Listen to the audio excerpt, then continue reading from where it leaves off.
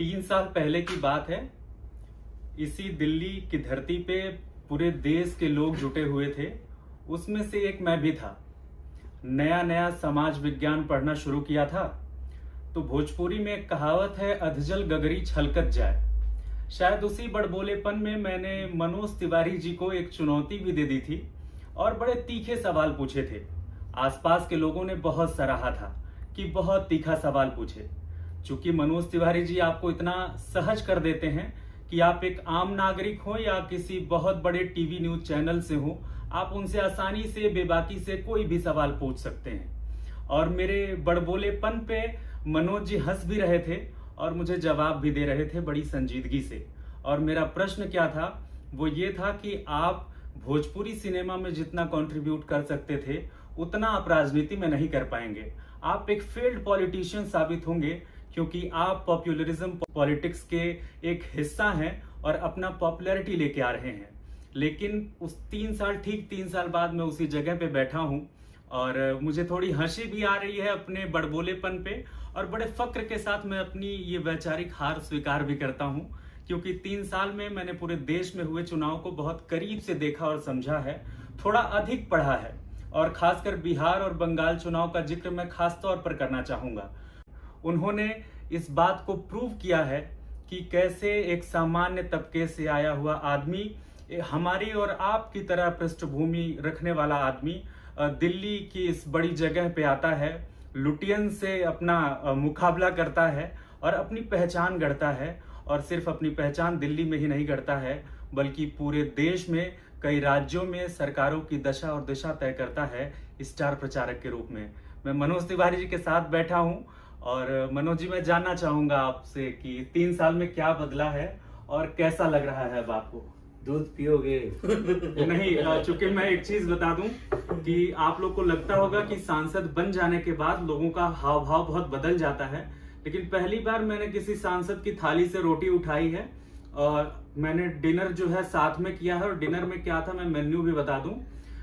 एक अच्छी सी रोटी, उसमें बढ़िया सा लगा हुआ देशी घी और हल्का सा नमक, एकदम घर के खाने का स्वाद। और ये सांसद जी और मैं एक ही थाली से उठा के खा रहे थे। बहरहाल आप अपने जवाब के साथ कंटिन्यू कर सकते हैं। नहीं, अच्छा लगा आपको। मुझे भी आप याद है जी, जब आप नेशनल यूथ के उसमें सेलेक्ट होके आए। जी जी जी। आप एक जंजी हैं, आपको मैं बधाई देता हूँ। आप उसी दिन मिल रहे हैं जिस दिन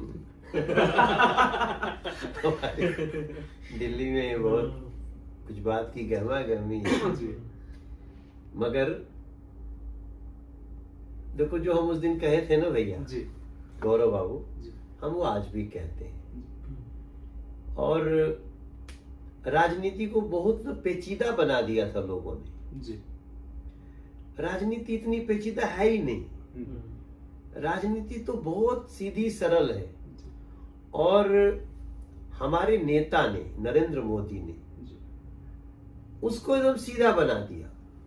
डायरेक्ट सरकार टू जनता, जनता के हम सेवक, उपप्रधान सेवक। जनता का दुख दर्द हमारा दुख दर्द, रास्ता निकालेंगे, निकाल रहे हैं, निकालते चले जा रहे हैं।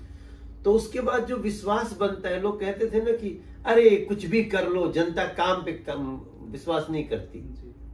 जनता काम पे कितना विश्वास कर रही है वो सबके सामने। तो अब देखो भैया, हमारे सामने ही सारी बात बोले जो अकेले इनका बना हुआ था। नहीं, निश्चित रूप से मेरा परसेप्शन टूटा है। मैं बात, चूंकि इस समय मुझे लगता है 1 बजने वाला है रात का और हम लोग ये वीडियो शूट कर रहे हैं। ये मनोज जी की सादगी है कि हम घर पे बैठ के डिनर भी कर रहे हैं और बातचीत भी कर रहे हैं। लेकिन इस बार जो हमारे भोजपुरी समाज के लोग हैं और हमारे आसपास के लोग हैं, वो इस बात से बड़े हतप्रभ हैं कि मनोज जी ने जितना मेहनत किया है हमारा प्रतिनिधित्व करते हुए, हम मनोज जी को उन ऊंचाइयों पे कब देख रहे हैं। देखो, चाहने वाले और सपोर्ट करने वालों की तो अभिलाषा बहुत होती है जी, लेकिन मैं बहुत संतुष्ट हूँ। हम इनजस्टिस नहीं होने देंगे। हम इतने पावरफुल हैं कि हम किसी के साथ, अगर मेरी जानकारी में आ गई तो सिस्टम ऐसा हो गया है कि इनजस्टिस नहीं होने देंगे। अब आप सोचो इससे बड़ा पद क्या होगा। बाकी तो चल रहा है जी और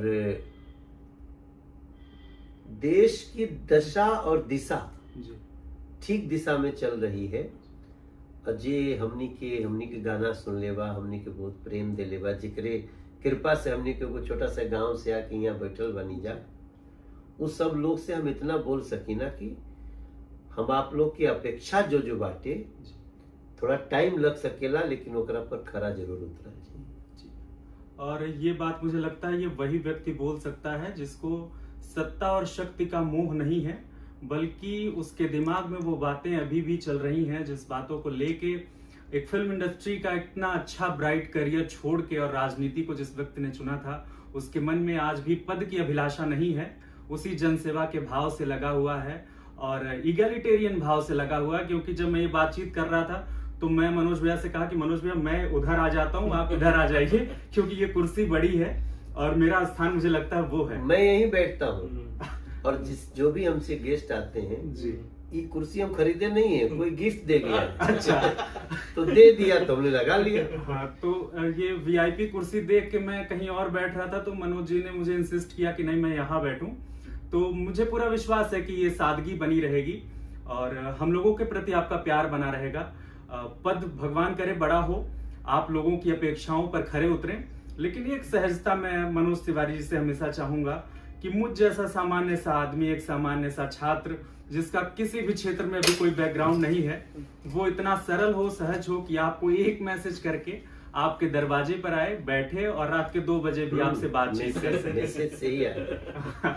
और ये चीज आपने कमिट भी किया था पिछले वीडियो में और इसका और मैं सीधा सबको उदाहरण- कर रहा हूँ, आपके ही वीडियो में बोल रहा हूँ जी कि आप मुझे कॉल उठाने की गारंटी नहीं है, लेकिन अगर मुझे कोई टेक्स्ट एसएमएस कर दिया, व्हाट्सएप नहीं जी टेक्स्ट, तो मैं पक्का विद इन 24 आवर्स तो उसको जवाब दे ही दूंगा, अगर वो जवाब लायक होगा। जी हाँ मतलब अगर वो जवाब लायक बिल्कुल, होगा। बिल्कुल, बाकी बिल्कुल। तो भैया प्रणाम तो हो सके खुशी रहो, नहीं, परमानेंट खुशी रहो। व्यस्तता मैं आपकी वो तो समझ रहा हूँ। आजकल हमारे पीछे बहुत सारे जो दुश्मन है ना, जी जो लोग ये चाहते थे कि मनोज तिवारी जैसे गांव के लोग आगे न बढ़ पाए, इनको रोकें, तो सब रोज लगे रहते हैं। मैं 12 साल सांसद का हो गया, लगभग 23,000 करोड़ का काम करा चुका हूँ।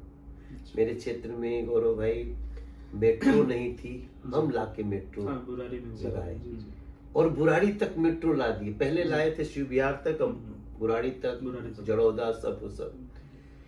हम लोग के क्षेत्र में एक सेंट्रल स्कूल नहीं था, अब 2 है।